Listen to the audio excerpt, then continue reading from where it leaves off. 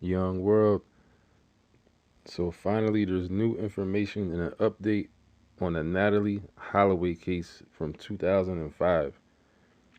If you are not old enough, you won't remember this case, but this is one of the biggest cases ever known to mankind. The Natalee Holloway disappearance. I mean, there was talk shows, there was so much stuff surrounding this case.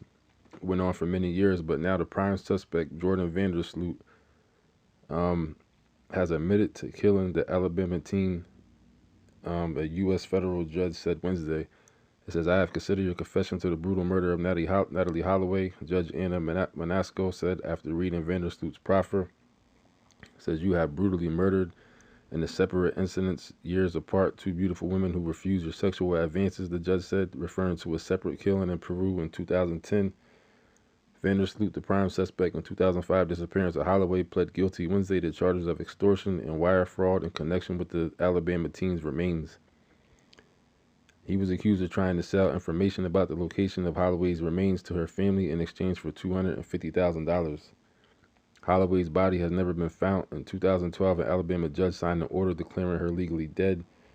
Van der Sloot had been arrested multiple times in connection with Holloway's death. He was subsequently released by Aruban authorities who cited a lack of direct evidence. But Wednesday, Holloway's mother lambasted Van der Sloot in court after seeing his proffer, which she said included his admission to killing the teen. It says, for 19 years, you denied killing Natalee Holloway. Your lies have caused indiscernible pain. You have finally admitted that you murdered her, Beth Holloway said in an emotional victim impact statement. You are a killer, and I want you to remember that. So CNN has not seen Van der Sloot's proffer. He's currently serving a 28-year prison sentence in Peru for the 2010 murder of Stephanie Flores.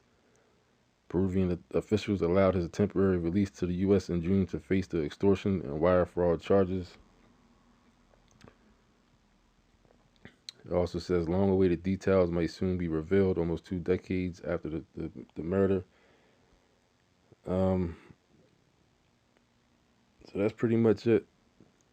Almost 2 decades of a mystery. And like I said, if you're old enough to remember this situation when it happened, this thing was a huge, huge story. A huge story.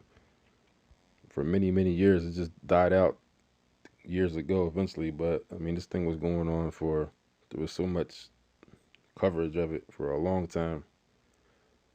At one point, the suspect was talking a lot of mess about her, like her character, saying she was a slut, all kind of crazy stuff. There was just a bunch of stuff going on.